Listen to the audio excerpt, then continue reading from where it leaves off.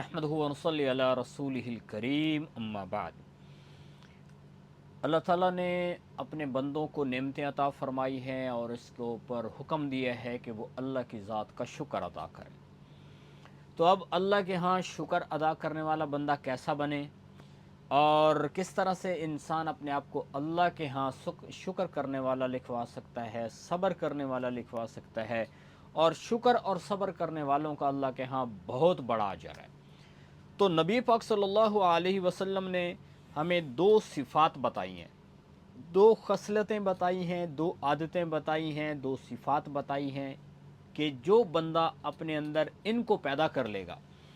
और अपने अंदर इन सिफ़ात को पैदा करेगा तो वो अल्लाह के यहाँ सब्र करने वाला और शुक्र करने वाला है। तो उनमें से एक अल्लाह के नबी ने बताई कि दीन के मामले में जो बंदा दीन के मामले में अपने से ऊपर के लोगों को देखता है और फिर उनकी इक्तदा की कोशिश करता है, उनकी इक्तदा करता है। मतलब ये है कि उसने देखा कि ये बंदा बहुत नेक है, नमाज़ें पढ़ता है, तहज्जुद पढ़ता है, ये बंदा आलिम है, ये बंदा दीन की मेहनत में लगा हुआ है। ये अपने से ज़्यादा दीन की मेहनत करने वालों को देखता है, फिर ख़ुद कोशिश करता है कि उसकी तरफ जाए। और दूसरा, दुनिया के मामले में अल्लाह के नबी ने फरमाया कि वो अपने से नीचे के लोगों को देखता है और अल्लाह का शुक्र अदा करता है। यानी अब वो क्या देख रहा है कि मैं साइकिल पे जा रहा हूँ और किसी बंदे को देखा कि उसके पास तो ये भी नहीं है। तो ये एक बंदा जो दुनियावी एतबार से अपने से कम दर्जे के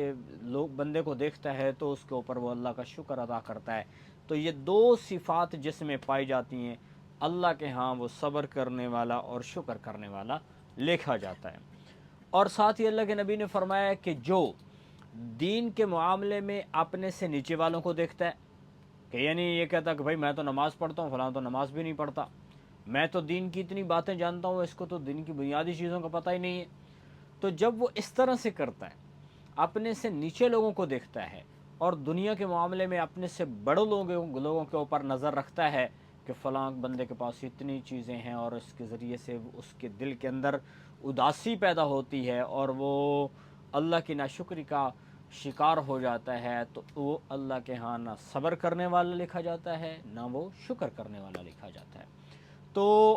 अल्लाह के यहाँ सब्र और शुक्र एक बहुत बड़ा दर्जा है। सब्र करने वालों के मुताल्लिक़ जैसे हदीस में अल्लाह ताला फरमाते हैं, अल्लाह सब्र करने वालों के साथ है। और शुक्र करने से अल्लाह नेमतों को बढ़ाते हैं, नाशुक्री से घटाते हैं।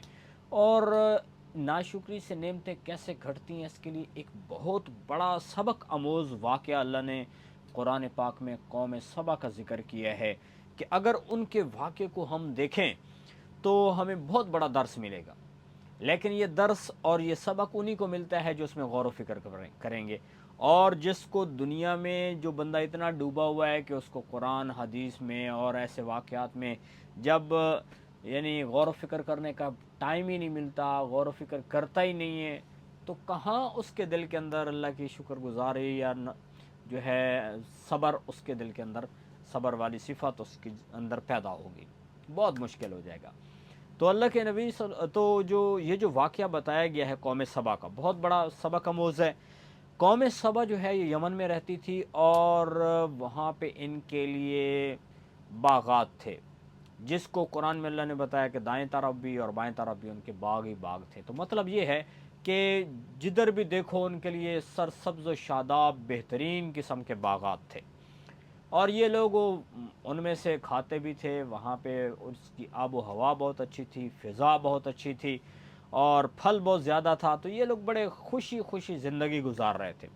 तो इनकी तरफ अल्लाह ताला ने अम्बिया को भेजा। 13 अम्बिया अलैहिमुस्सलातु वस्सलाम वक्तन फ़वक्तन इनके पास आए हैं, इनको समझाते रहे कि अल्लाह की शुक्रगुज़ारी करो कि अल्लाह ने तुम्हें इतनी नेमतें दी हैं। लेकिन ये लोग नाशुक्रे थे। और वो बाग इनके पास ऐसे फलदार थे कि जो कुरान में अल्लाह ने उनके बारे में बताया है कि अगर उनमें से कोई बंदा टोकरे को सर के ऊपर रखे और वो चले और बाग में से फल तोड़े नहीं, बल्कि वो उसमें से ऐसे गुजरता जाए, तो उसमें इतना कसरत से फल था कि ऊपर से जो फल गिर रहा होता था उसकी वजह से उसका टोकरा भर जाता था। तो इतना इनके पास वाफिर मिकदार में फल थे, बेहतरीन खुश जायका और खुशबूदार बेहतरीन उनकी फ़िज़ा اور وہاں کی جو فضا اور آب و ہوا اس قدر پاکیزہ تھی اور بہترین تھی کہ اگر کسی اور علاقے سے کوئی ایسا بندہ کہ جس کے سر میں جوئیں پڑی ہوئی ہوں وہاں پہ آ جاتا تو وہ بھی ان چیزوں سے پاک و صاف ہو جاتا تھا، اس کی جوئیں مر جاتی تھیں، اور وہ اس ایسی یعنی پاکیزہ قسم کی اس کی فضا تھی۔ تو ان لوگوں کو انبیاء نے آ کر سمجھایا کہ بھئی اللہ کا شکر ادا کرو، اللہ نے تمہیں بہت نعمتیں دی ہیں، اگر تم نے اللہ کی ناشکری کی تو یہ نعمتیں چھن جائیں گی۔ تو یہ لوگ اکڑ گئے، اللہ کی نافرمانی کرنے لگ گئے، ناشکری کرنے لگ گئے، تو بالآخر ان کے اوپر پھر اللہ کی ذات کی طرف سے عذاب آیا۔ تو ان کے پاس ڈیم بنے ہوئے تھے جو ملکہ بلقیس نے بنوائے تھے ان کے لیے، اور اس کے بارے میں جو ہے یہ بات مشہور ہے کہ یہ جو 2 ڈیم ان کے بنے ہوئے تھے جس میں یہ پانی کو سٹور کرتے تھے، پھر اس کے ذریعے سے کھیتی باڑی کو، باغات کو سیراب کرتے تھے، تو وہ ڈیم کا جو سسٹم ہے یہ دنیا میں یعنی پہلی دفعہ یہی قوم تھی جس نے بنایا تھا، اور اس سے پہلے ایسا کچھ نہیں تھا۔ تو ان لوگوں نے وہاں پہ پانی سے جو ہے اپنی کھیتی باڑی کو سیراب کیا کرتے تھے، تو اللہ کی طرف سے جب عذاب آیا ان کی ناشکری کی وجہ سے، تو وہ یوں ہوا کہ ایک چوہے نے ان کے ڈیم میں سوراخ کیا، پھر پانی وہاں سے نکلنا شروع ہوا، یہاں تک کہ بہت بڑا شگاف پڑ گیا، اور پھر پانی اس قدر وہاں سے نکلا کہ یہ لوگ رات کو سو رہے تھے تو پانی نے ان کے اوپر حملہ اٹیک کیا، اور سارے لوگ پورا کا پورا جتنا یعنی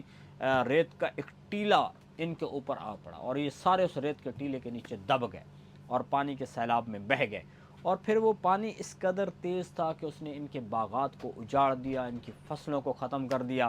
پھر ان میں سے جو لوگ باقی بچے تھے، جب انہوں نے دیکھا صبح کے وقت میں ان کا حال یہ ہو چکا تھا کہ گھر بار بھی اجڑے ہوئے ہیں اور ان کے وہ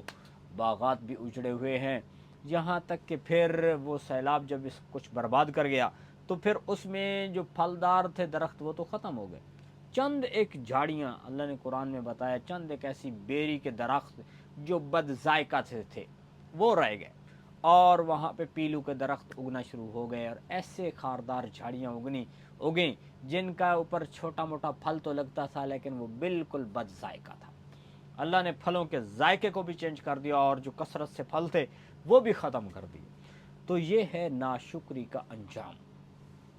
تو انسان کو چاہیے کہ جو اللہ نے اس کو نعمت عطا فرمائی ہے اس کے اوپر شکر ادا کریں، اور دین کے معاملے میں اپنے سے اوپر درجے کے لوگوں کو دیکھیں کہ فلاں بندہ بہت بڑا عالم ہے، فلاں بندہ نماز پڑھنے والا ہے، فلاں نے نیک اعمال کرنے میں بہت سبقت کرتا ہے، تہجد گزار ہے، تو خود بھی ایسے کوشش کرنی چاہیے، اور خود عالم نہیں بن سکے اپنی اولاد کو علم سکھانے کی کوشش کریں،